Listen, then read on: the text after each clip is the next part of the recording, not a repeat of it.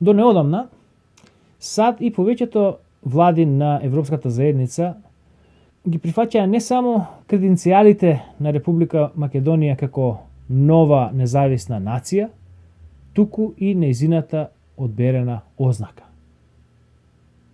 До неодамна, значи до неодамна, до кај јули 1992 година, и САД и Европската заедница ја признавале Македонија како нова државноправна, формално-правна единица и го прифаќале и нејзиното одберено име Република Македонија. Што се случува тогаш? Кај е проблемот? Нели Америка е против нас, Америка е авторот на промената на името, Стево Црвенковски, амерички шпион и не знам што.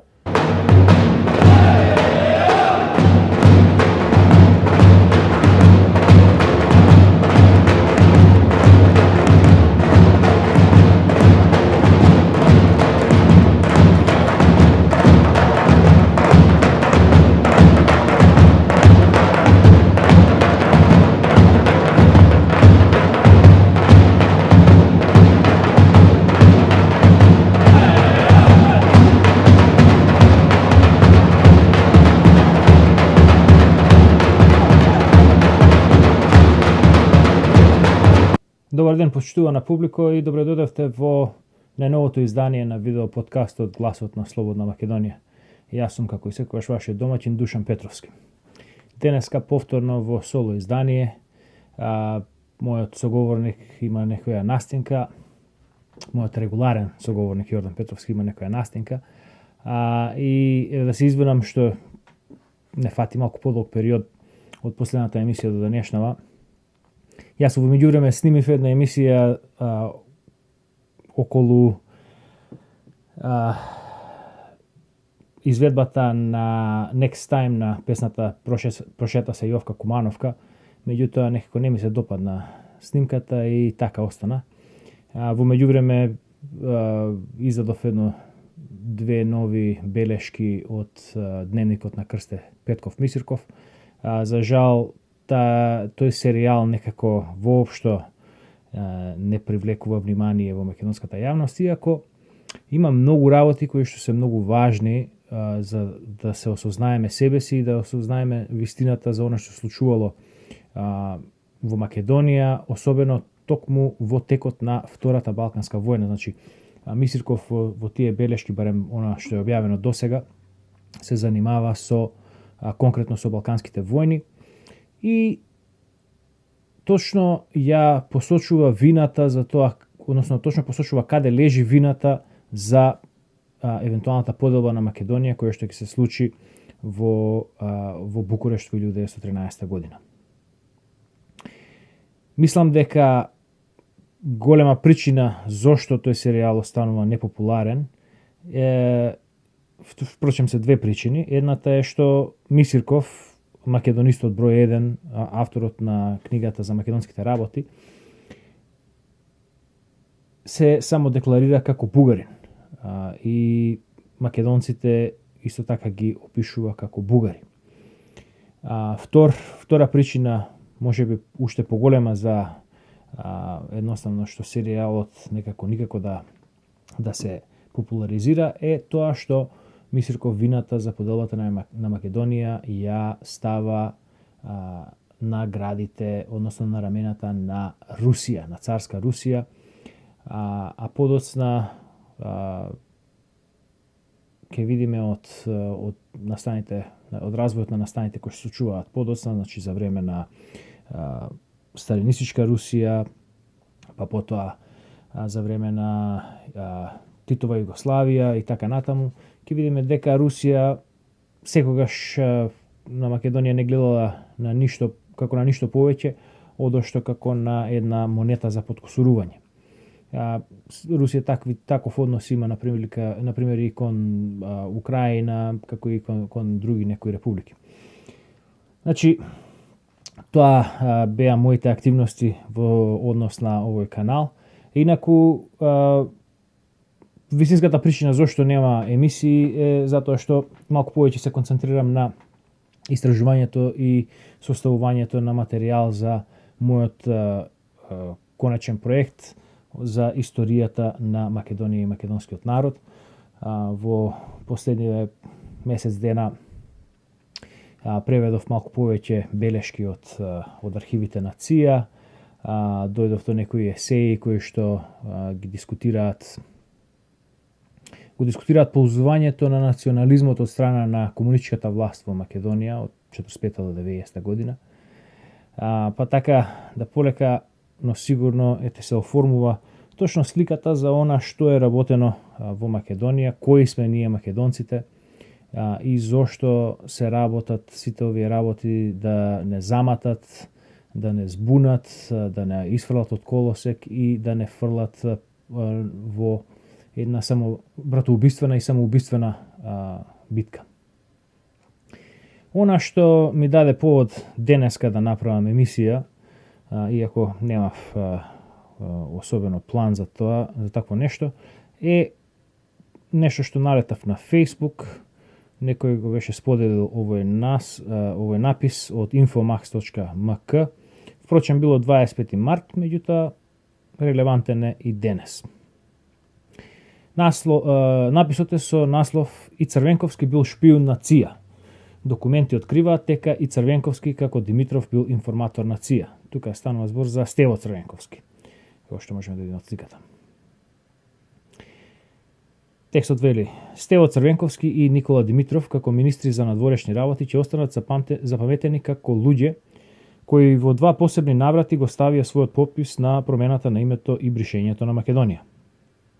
Овие луѓе своевремено најпрвин преговара за онаа срамна кратенка ФИРОМ, за потоа да преговараат и да ја договараат Северна Македонија.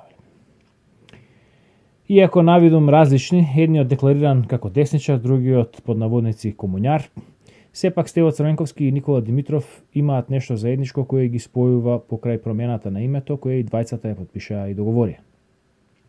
И тогаш, како и сега, речиси играчите се непроменети. Метју Нимиц, тогаш, иако не е овластен преговарач, тој е искусен дипломат кој посредува помеѓу грчката и македонската страна за промена на името и тогашното решение поранешна Југословенска република Македонија.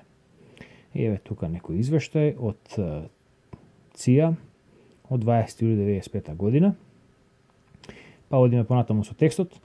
Клучно е што во тој момент министер за надворешни работи е Стево Црвенковски, кој според декласифицираните информации од базата на ЦИА е во тоа време соработник на американската држава. Значи, запамтите ова, се вели дека Стево Црвенковски е соработник на американската држава. Во превод, тогашното решение, и еве целата теза, еве кваката каде е на целиот текст, во превод, целото тогашно решение ФИРОМ е целосно спонзорирано од американската држава, со оглед на тоа што во моментот олеснувачка кој сега е Метју Нимиц, а Црвенковски е американски човек, односно информатор на ЦИА. Продолжува текстот. Тогаш, како и сега, решението се промовираше како конечно и големо достигнување на дипломатијата, пример за тоа како треба да се решаваат споровите во регионот и флоскули кои застрашувачки подсетуваат на сегашните пораки кои ги испраќа Западот. И тогаш, како и сега, решението е дефинитивно спонзорирано од Западот, поточно од САД. Историјата се повторува, особено на оние луѓе кои не ја познаваат и не ја проучуваат, па така Македонија повторпат го промени своето име со решение посредувано од Метју Нимиц, овој пат зад знамето на Обединетите нации. Како што ни откриваат информациите објавени од Wikileaks, Никола Димитров, американскиот амбасадор Филип Рикер го информира Стейт Департментот дека преговорите околу името во 2008 закочиле во моментот кога Бранко Црвенковски како председател и Никола Груевски како премиер не можеле да ги надминат разликите во врска со предлогот на Нимиц, кој гласел "земи или остави". Груевски се противел, додека Црвенковски сметал дека треба да се прифати. Информацијата за несогласувањата во државниот врв на Македонија помеѓу председателот и премиерот се чувала во најголема тајност. Но како што стои во извештајот на Рикер, Никола Димитров, кој имал пристап до ваков вид информации, го информирал американскиот амбасадор за несогласувањата. Рикер пак тоа го ставил во извештај испратен до Стейт Департментот со замолница да биде заштитен идентитетот на информаторот Никола Димитров. Димитров продолжил да го информира Рикер за текот на преговорите, па во тајност му кажал дека Милошовски го одбил преговорот на Нимиц уште пред да биде соопштена јавно одлуката на владата на Република Македонија, што им дало доволно време на State Departmentот да изготват нова стратегија уште пред јавното отфрлање на предлогот. Освен за владата на Македонија, Димитров ја шпионирал и грчката страна. Значи, освен за владата во Македонија, Димитров ја шпионирал и грчката страна, поточно тогашната МНР на Грција Дора Бокојани, која исто така во тајност преговарала со Нимиц, но до овие информации пристап имале преговарачите. Според Рикер, Димитров имал поблиски врски со Црвенковски отколку со Груевски.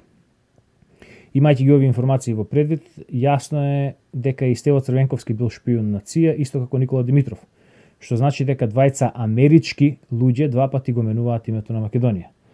Линкови до документите од дигиталната архива на Клинтонови. Линковите не се хиперлинкувани, што сугерира дека авторот на текстот намерно сака малку да ви го отежни пристапот до информациите. Значи, што е, прво да го погледнеме текстов. Насловот е и Црвенковски бил шпион на ЦИА. Документи откриваат дека Црвенковски како Димитров бил информатор на ЦИА. За Црвенковски се зборува, значи, само во уводот и на уште едно место, дека тој наводно бил информатор, односно кодош или информант за ЦИА.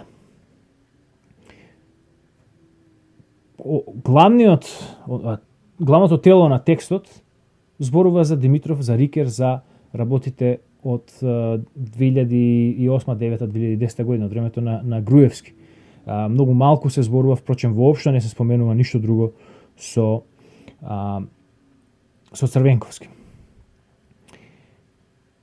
Како што имам, значи, веќе речено, јас имам преведено малку повеќе белешки, речи сите белешки што се во врска со Македонија од архивите на ЦИА, веќе ги имам прочитано и ги имам прегледано. И ги имам преведено. Имам преведено исто така и поголеми извештаи во однос на Југославија, во однос на тоа како Соединетите Американски држави и Запад работат кон зачувување на Југославија, посебно од 49-та па нааму, кога доаѓа до расколот меѓу Тито и Сталин. САД работи кон тоа Југославија да остане независна од источниот блок и да остане целовита.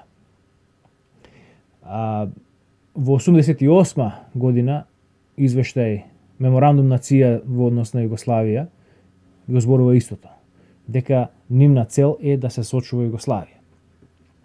Значи, целата она теза што ја мрмлjaат Мирка и незините пулени, дека Америка растурила красна држава, воопшто не е точно.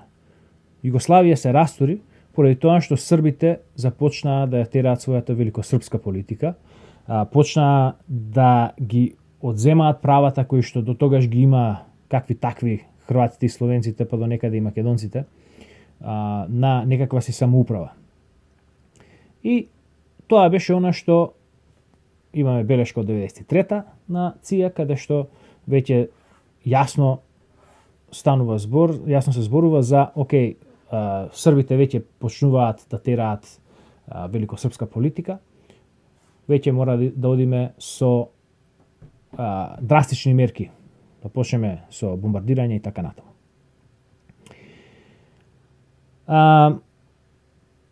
Значи, еве го линкот од дигиталната библиотека на Клинтоновци, еве го и оригиналниот, директно од сајтот на ЦИА.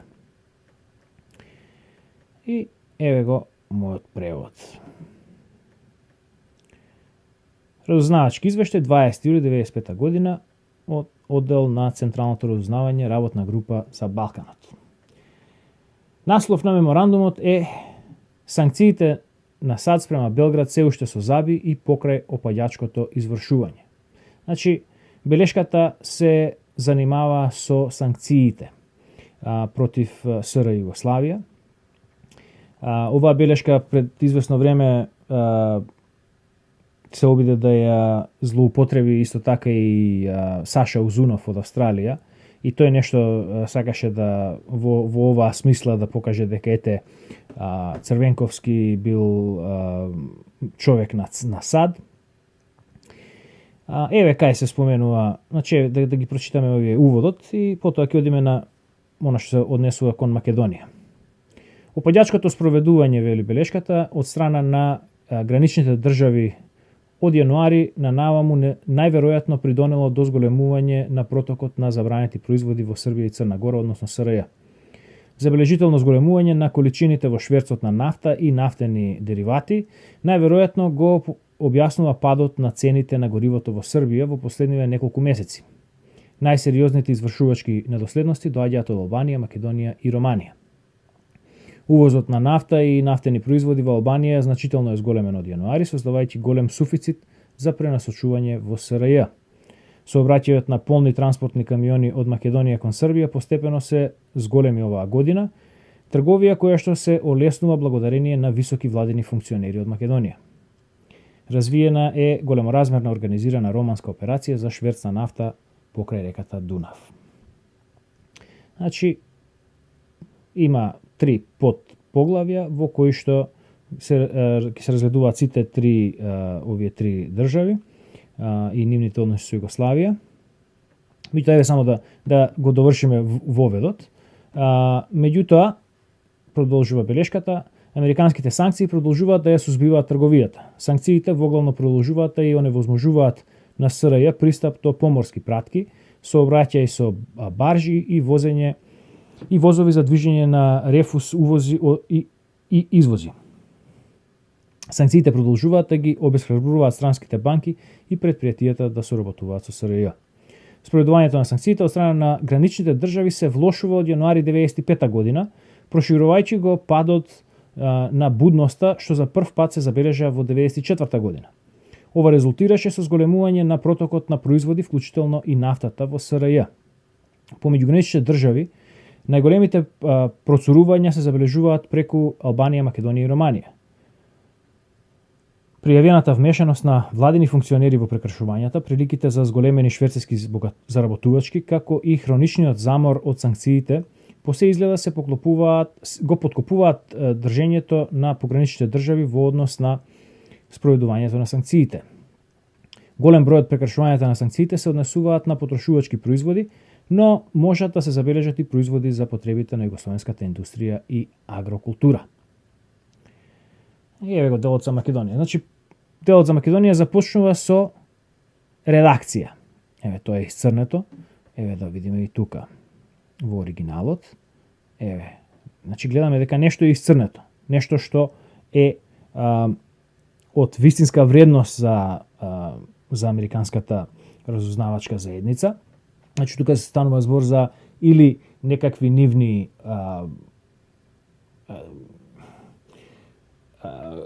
кодови, нешто што би можело да ја издаде нивната поширока политика, или станува збор за нивни кодоши, нивни информатори. Како што можеме да забележиме, името на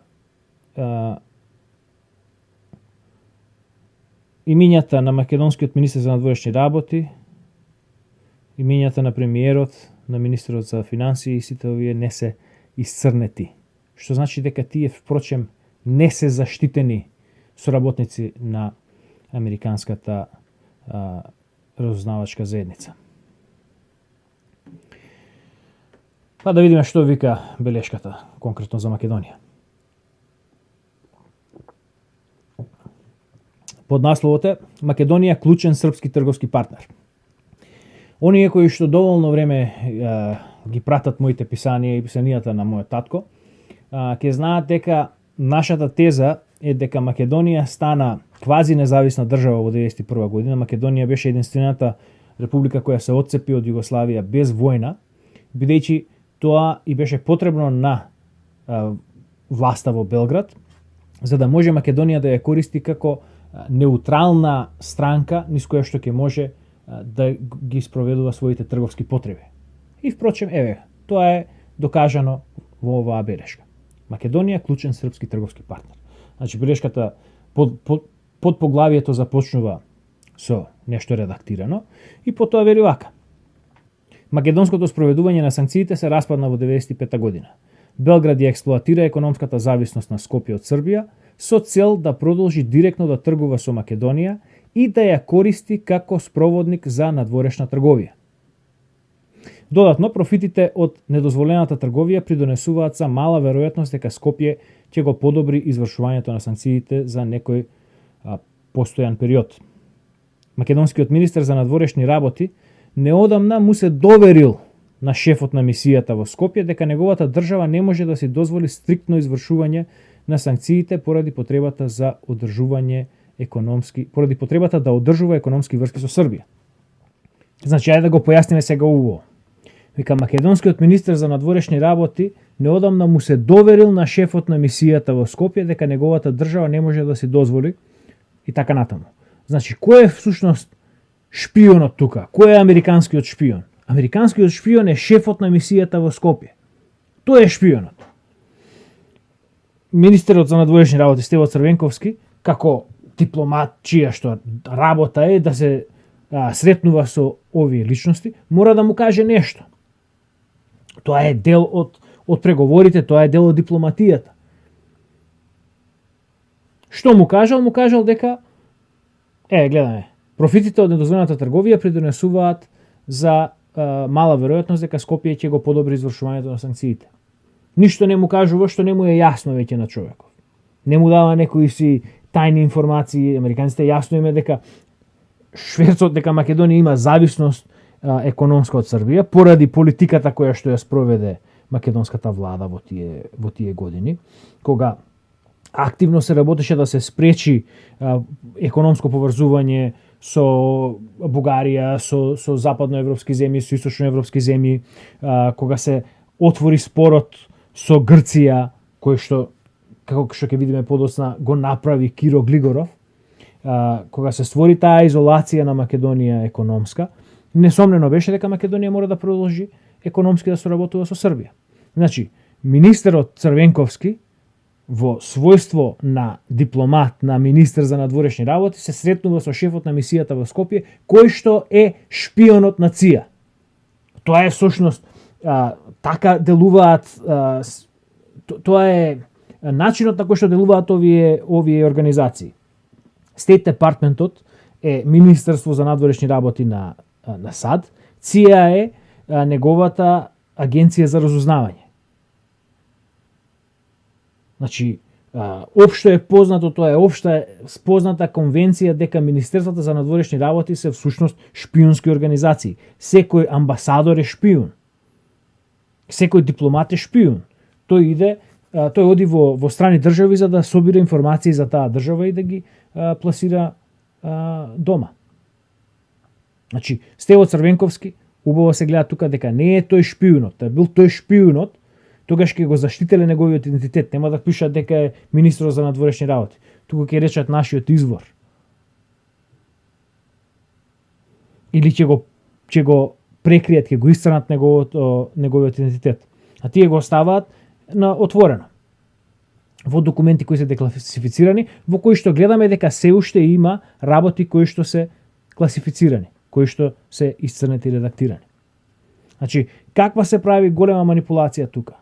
Се прави гола манипулација на вистината, да се покаже дека всушност нашата власт не била виновна за промената на името и за споровите во кои што ја внесе државата, туку дека сето ова било некој си голем план на Америка.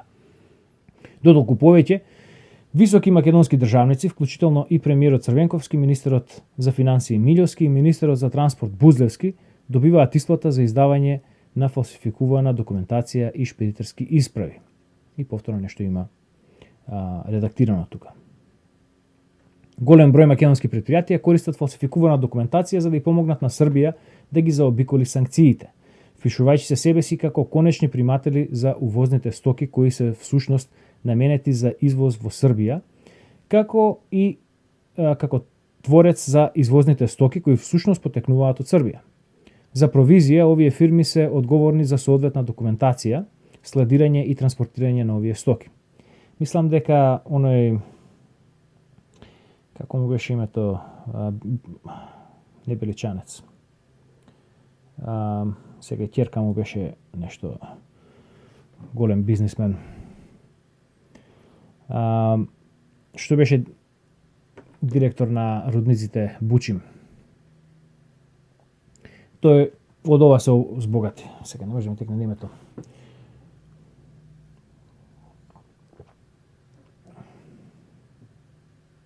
Ке ми текне.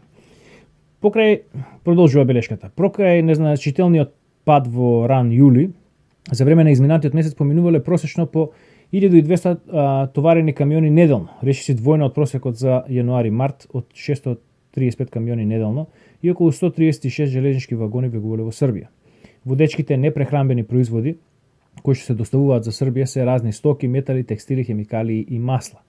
Други забележителни производи кои се забележани од минатата есен 1994 година вклучуваат машинерија, резервни делови и сателитска опрема. За време на средината на јули мониторите евидентирале 9 пратки на компјутерска опрема. Србија заработува тврда валута преку извозувањето на земјоделски производи, челик, текстил и мебел на светските пазари со македонски ознаки. Некои белградски фирми одржуваат своји представништва во Македонија, чија задача е помагање на надворешната трговија. Македонија исто така увезува и одредени петролни производи за пренасочување во Србија. Меѓутоа, податоците за овие пратки се недоволни за да може да се направи квантитативна проценка. За време на март и април 1995 година, 526 железнички цистерни ја минале српско-македонската граница преку граничниот премин Табановце. Според вооружените сили на Обединетите нации во Македонија, од кои за повеќето се претпоставува дека биле полни со петролејски производи. Само на 17 април 1995 година сам Македонија посведочиле како 20 цистерни со нафтени деривати влегле во Србија. Подоцна во декември 1994 година рефинеријата Мак Петрол пријавила на владата увозни потреби за пренасочување во Србија од 30.000 тони месечно или 7.300 барели дневно.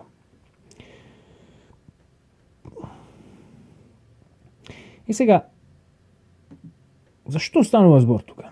Што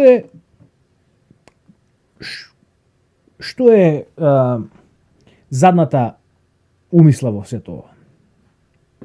Значи,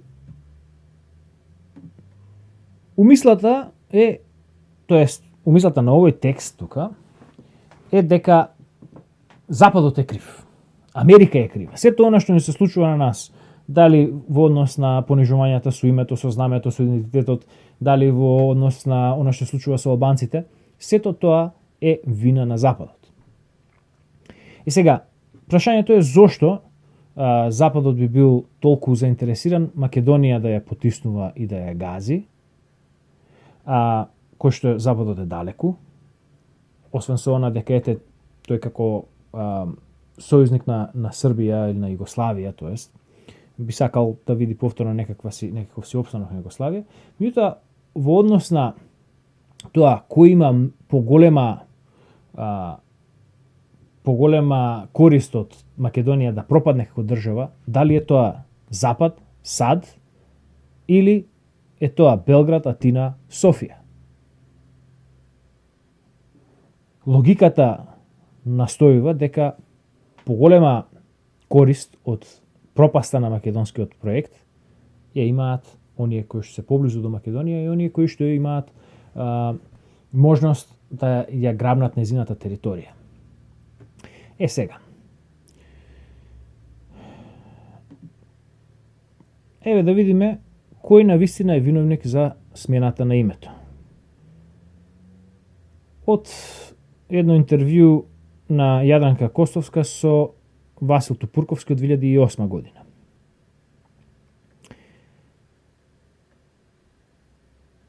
Прашањето на Костова следи. Да се вратиме на нашите маки. Според вас, клучни стратешки грешки се направени меѓу 92 до 94 година.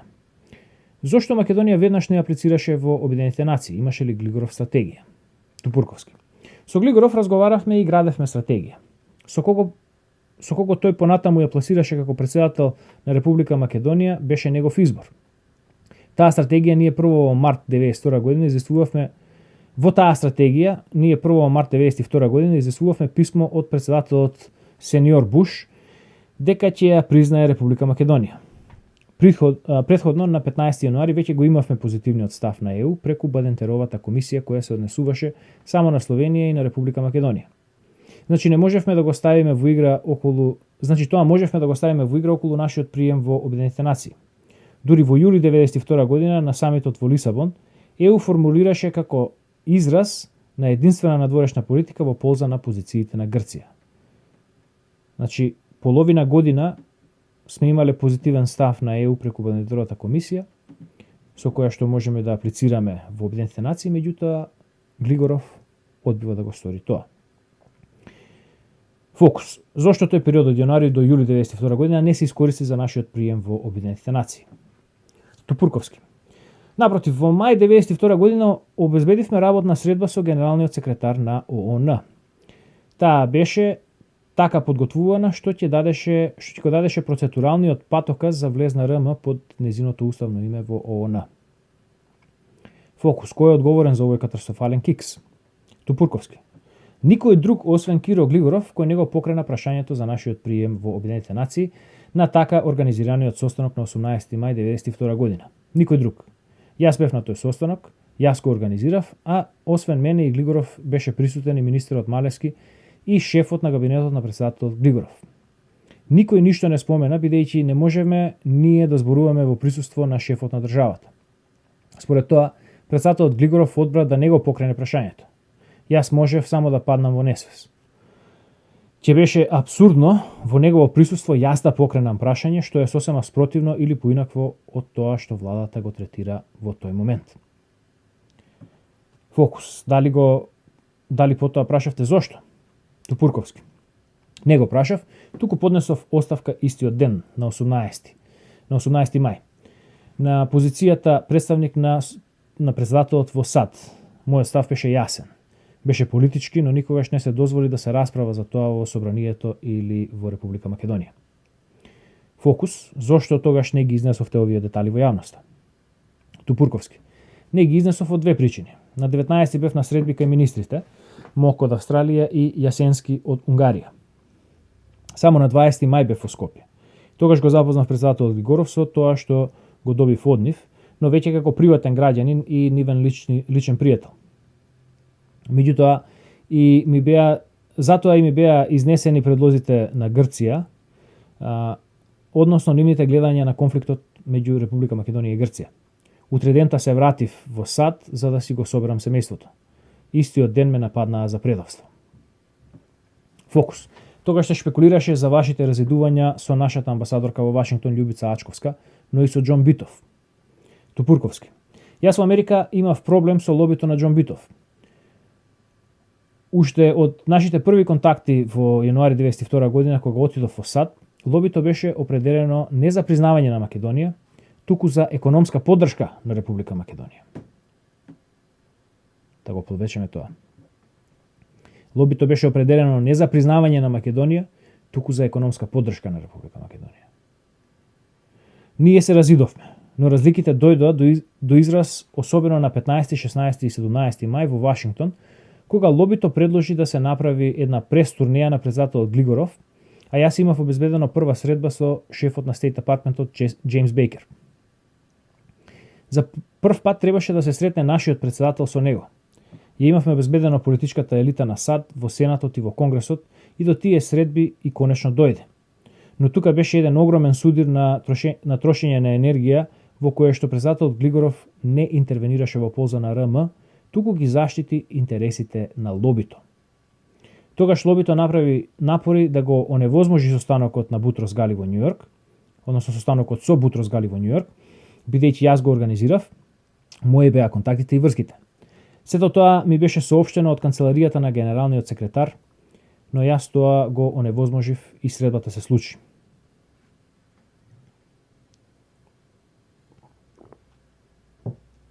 Фокус.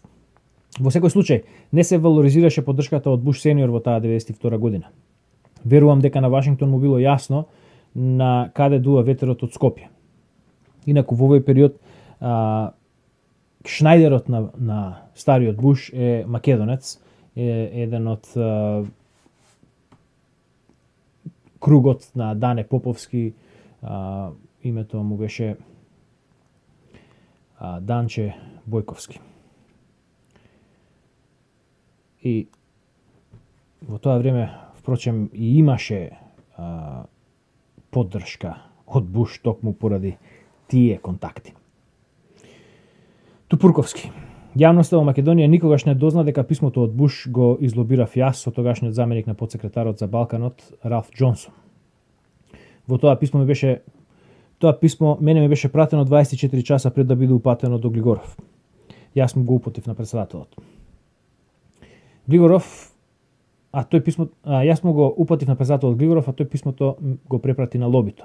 И лобито, за да направи конфузија и да стекне некаква заслуга за тоа, писмото ми го испрати на мене со покриен број на факс, зашто оригинално произлезе од кај мене во Вашингтон.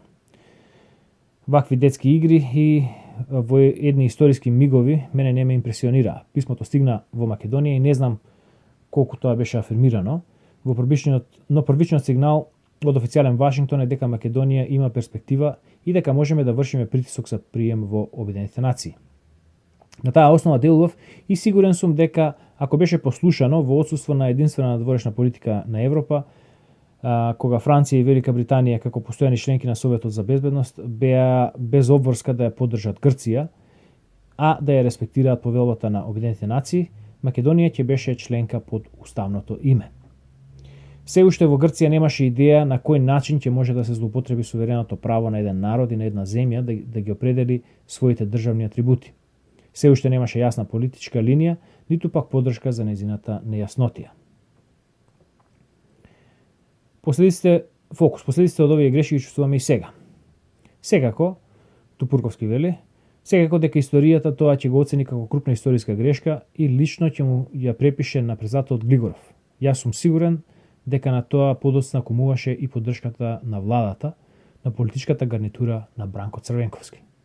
А зошто тоа било така, видовме во белешката од ЦИА, во која што се јасно се потенцира дека и Бранко Црвенковски, како и други министри во неговата влада, зимале провизии од шверцот кон Србија во тој период.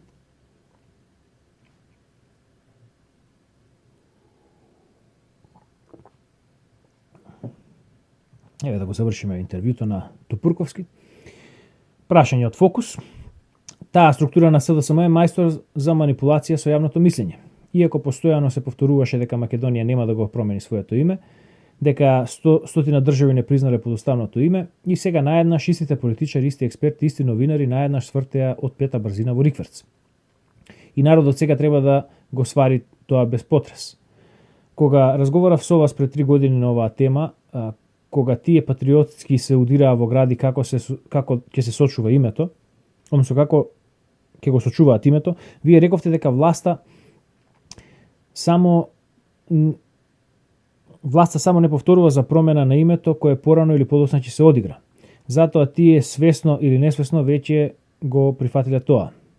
А во претходниот период вие бевте наречен велепредавник, затоа што сте сослушувале некаква таква понуда од европски фактори.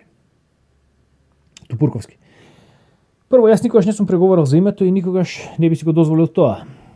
Значи, други, прифаќајќи конкретната содржина на привремената спогодба, прифатија дека под покровителство на Обединетите нации ќе преговараат на компромис.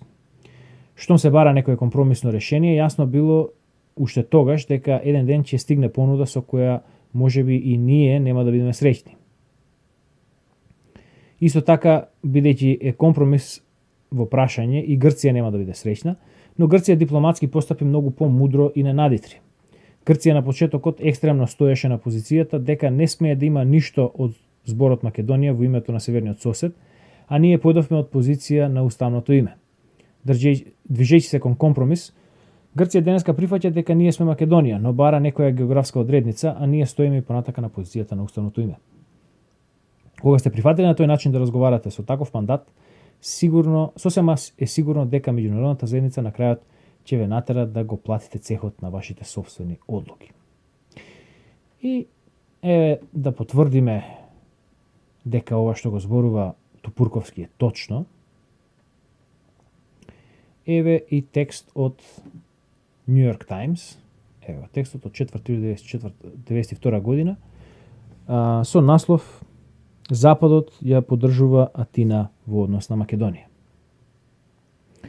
Бидејќи текстот е во архивата на New York Times, за тоа треба претплата, ние го ставивме на Macedonian Information Center.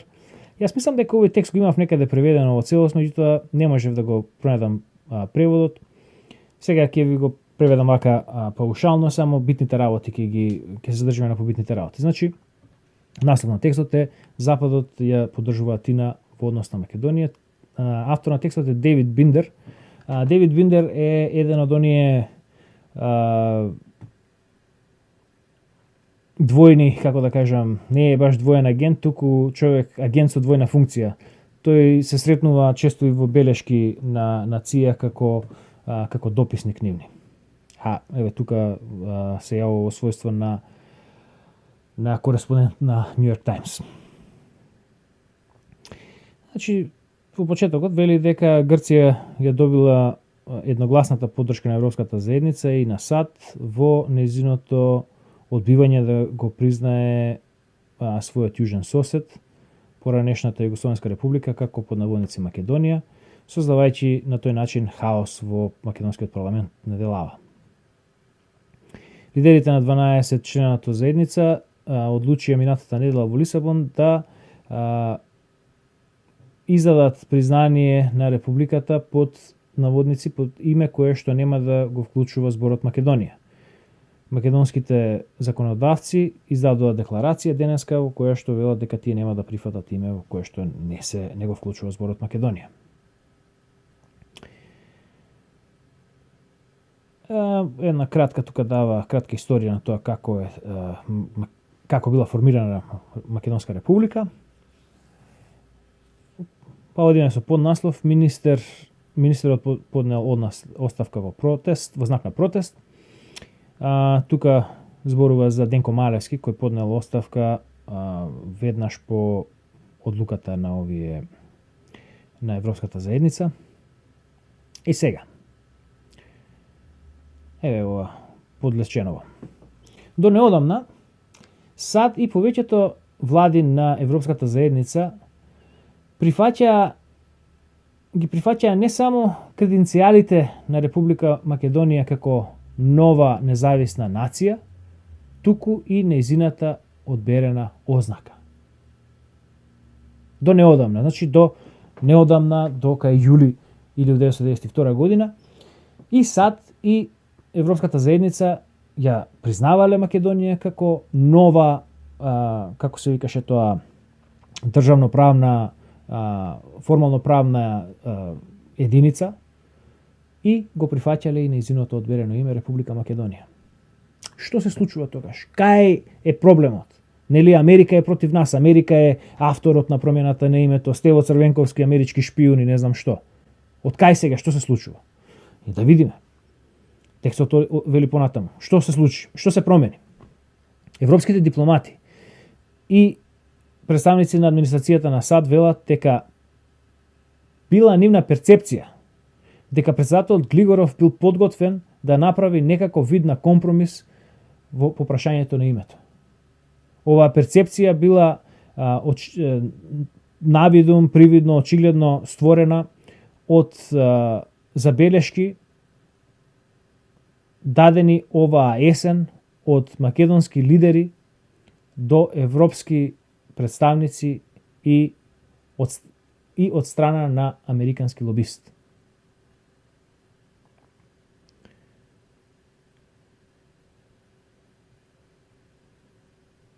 Па се дава цитат од висок представник на State Department. Цитатот вели вака: има индикации дека има таму некаква флексибилност. Според представници на State Department и македонски представници тука, идејата за флексибилноста на Скопје била расширена минатиот месец од страна на Роберт Макфарлен, поранешен советник за национална безбедност, кој бил најмен пред неколку месеци од страна на македонски лобисти, како лобист од страна на македонците. Представник на администрацијата на САД изјави дека По посетата на Глигоров во Вашингтон во средината на мај, господин Макфарлен бил цитиран од страна на Стейт Департментот велејќи го следново: има тука дил да се направи. Глигоров ја гледа потребата од тоа.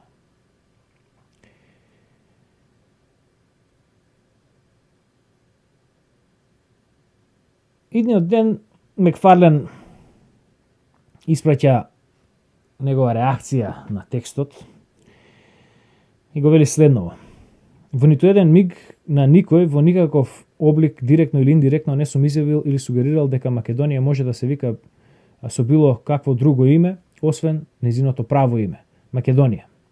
Кога вашиот репортер ме праша дали верувам дека има флексибилност кај македонците, мојот одговор беше не.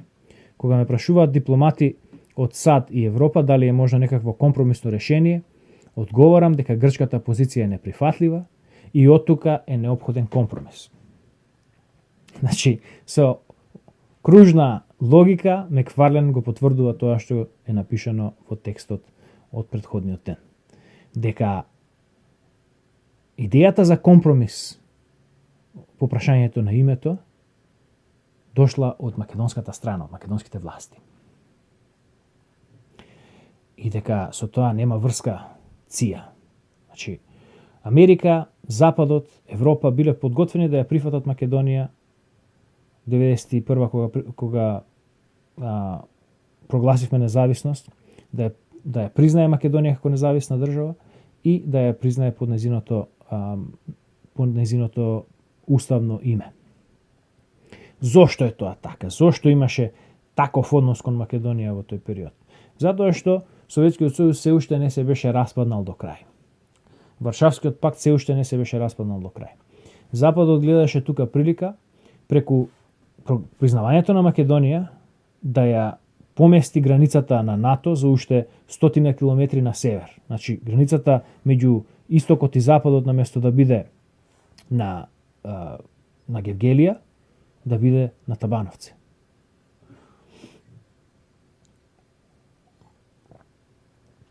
Меѓутоа, таквото решение ќе значеше крај на великосрпскиот сон. Бидејќи Македонија ќе можеше да стане на вистина независна држава, сепак во тој период Европската заедница не беше она што стана денеска карикатура на самата себе си, туку имаше некакви си правила, имаше некакви си се уште почитувања кон она што може да се наречат западни вредности, а тоа е почитување на индивидуалната слобода, почитување на некаков си традиционализам, почитување на некакви си национални обележја, што веќе денеска се оди сосема во спротивна насока. Тогаш Македонија можеше веднаш да се отцепи да направиме што направи Словенија. Кога веднаш се отцепи, веднаш стана дел од Европската унија, дел од НАТО и гледаме дека Словенија просперира како држава, иако и тие се уште имаат некакви си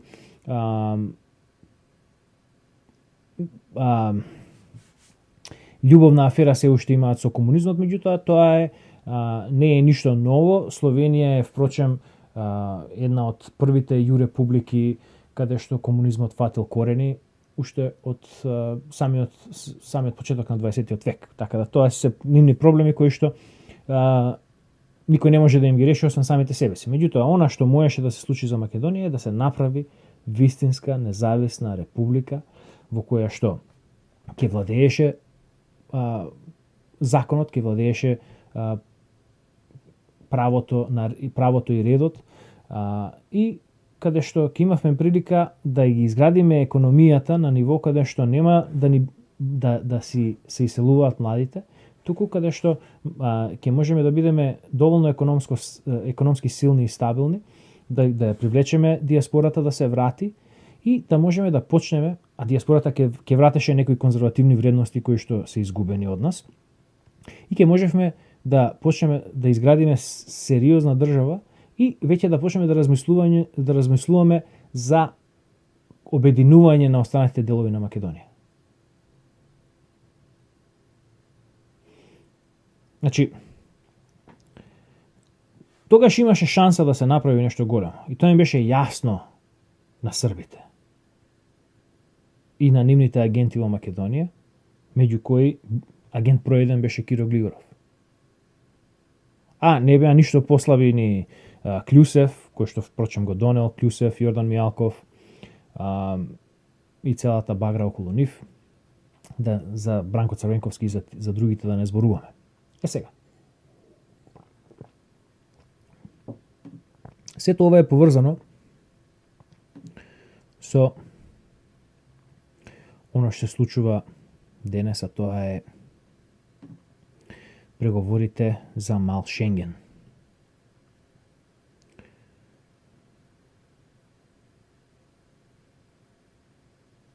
Малиот Шенген е впрочем само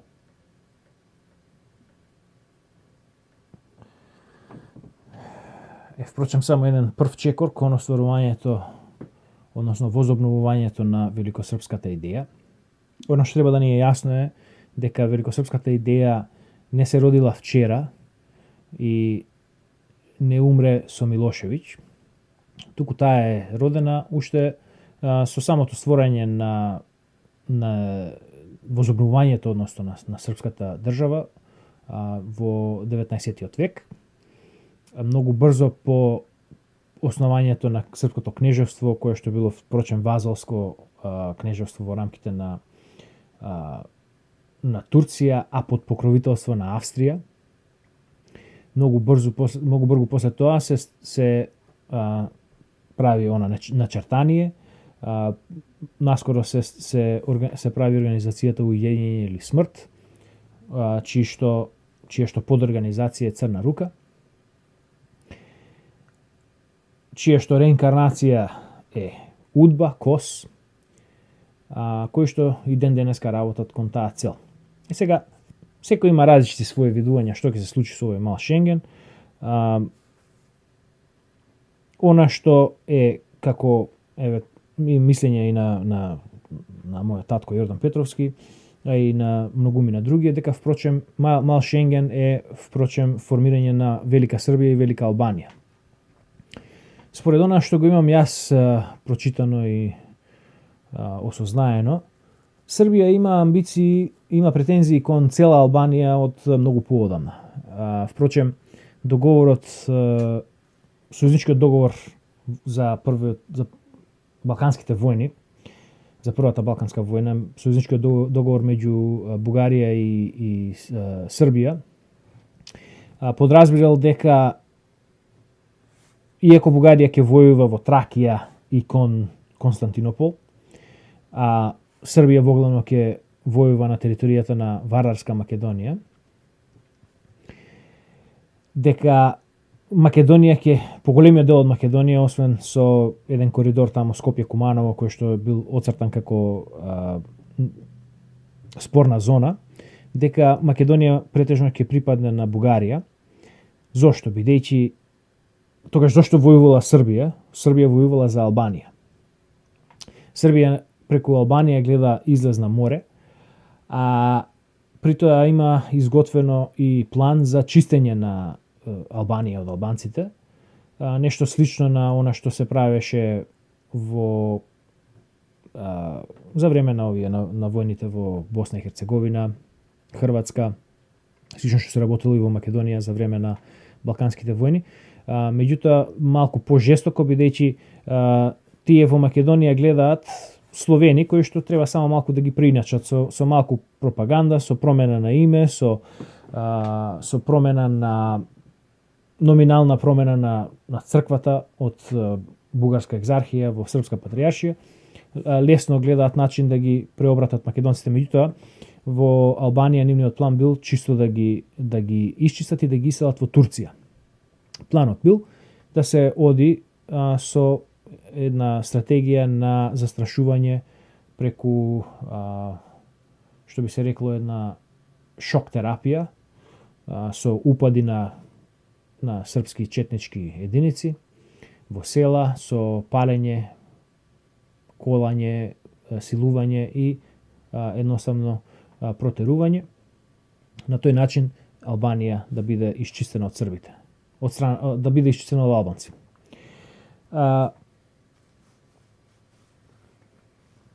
Албанците влетуваат сега во оваа комбинација да прават држава со србите, баја ги наивно, бидејќи тие не се многу интелигентен народ, имаат некаква можеби посветеност кон нивната кауза, меѓутоа не се доволно бистри да се справат на крај со србите, кои што се многу поитри.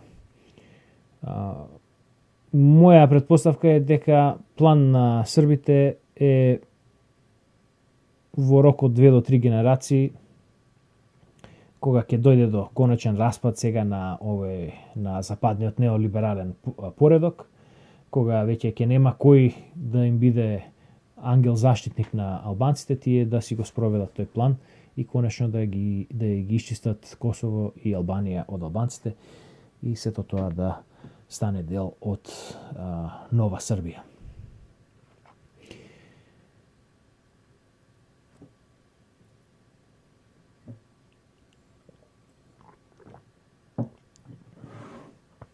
За сето ова неопходно е Македонија да остане вон западот.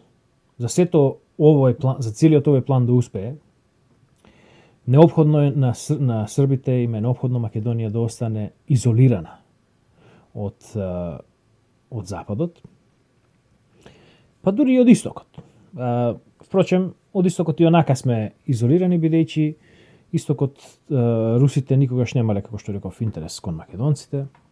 Тие на нас не гледаат како на вистински народ, туку ние сме за нив флотилна маса, која што еднаш ја викаат бугари, друг пат ја викаат срби. Во 34 година Коминтерната започнува да води политика на македонизам, меѓутоа и во таа политика треба повторно да го користиме умот и логиката.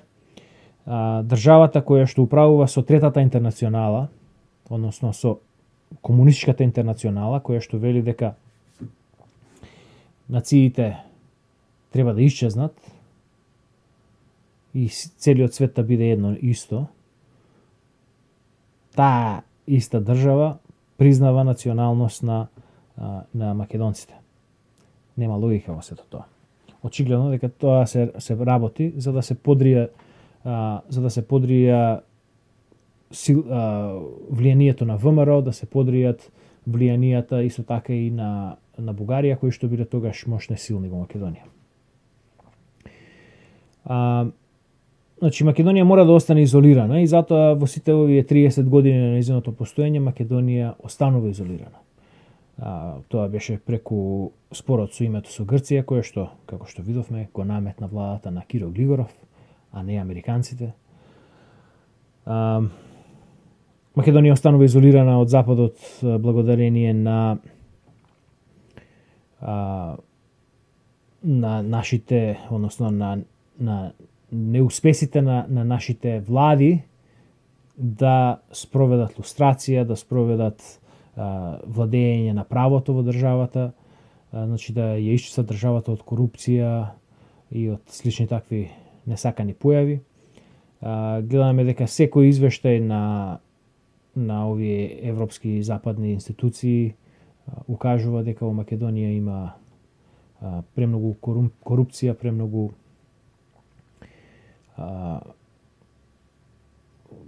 појави кои што се неприфатливи за нив, што значи дека Македонија што и да направи во однос на името, во однос на знамето, во однос на идентитетот, нема да биде прифатена како полноправна членка на нивните сојузи. Договорот со Бугарија исто така е една копија на спорот со името.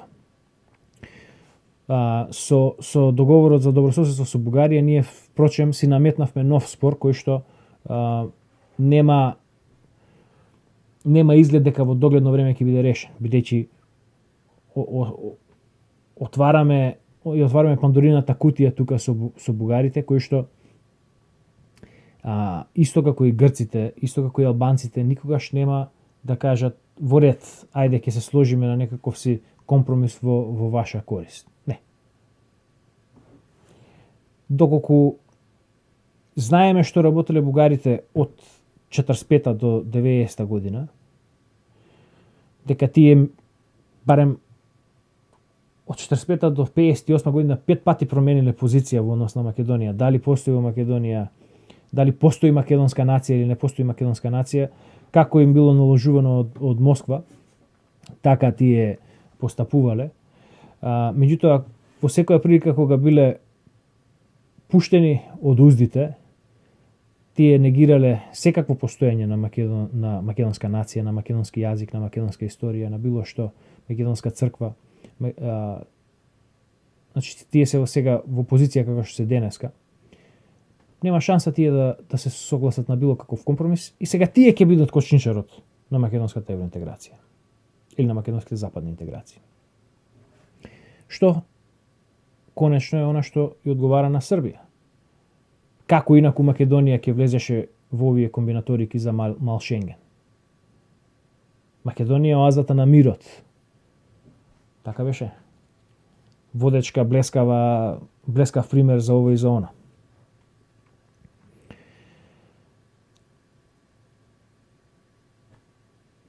Во ред. Мислам дека колку за денеска е доволно.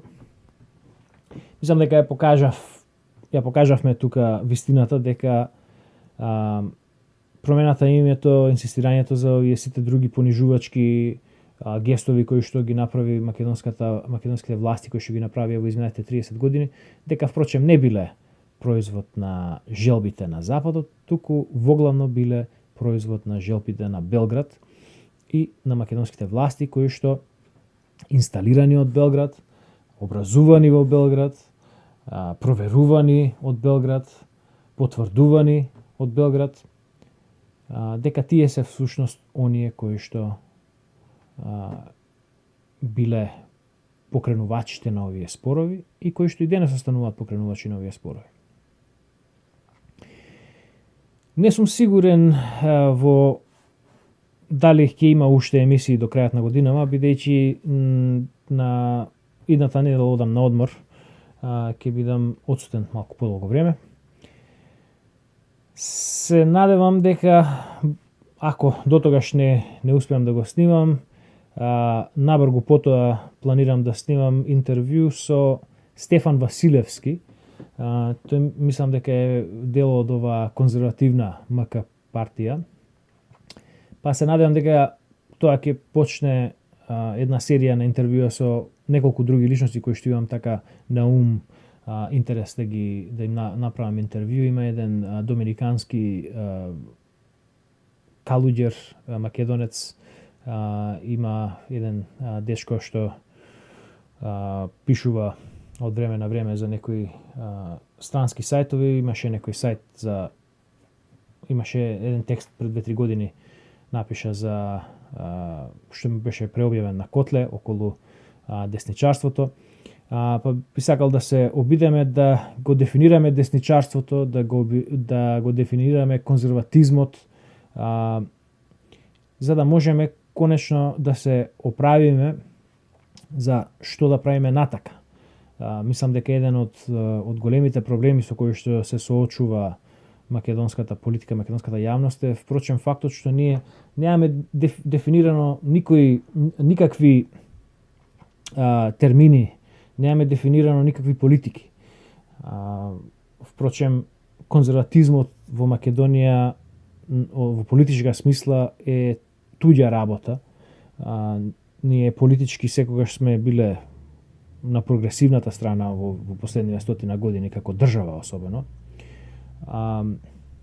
Иако конзерватизмот е нешто што е природен одрасток на македонската култура, сепак во политичка смисла ние водиме прогресивни либерални политики.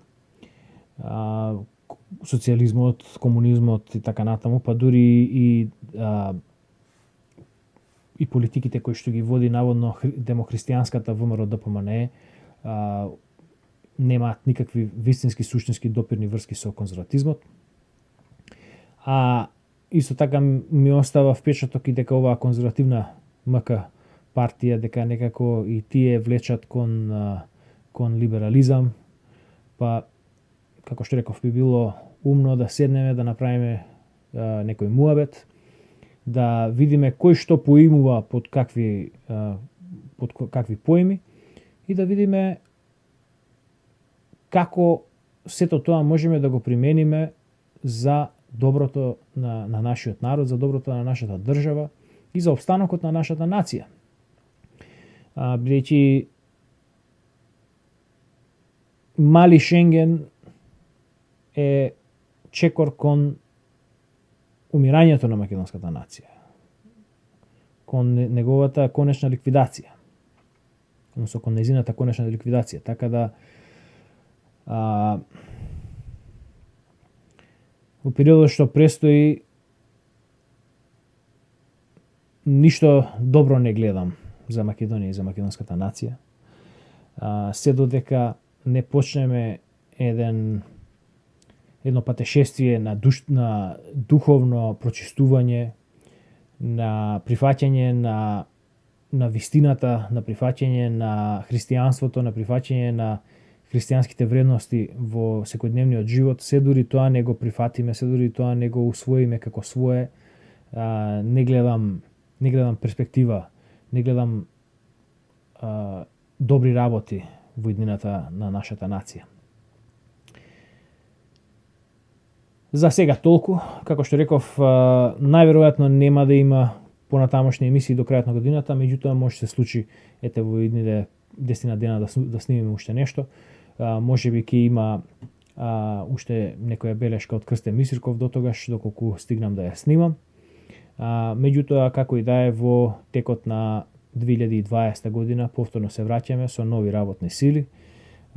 Тогаш планирам веќе да завршам едно грубо издание на овој проект кој што го спремам и тогаш би можел малку повеќе да се сконцентрирам на правење на повеќе видеа и на интервјуа и на такви слични работи. Ви благодарам на вниманието и се надам дека ќе останете со нас во нашата борба да ја осознаеме и распространиме вистината, бидејќи само вистината е она што ќе не ослободи. До следниот пат, до гледање.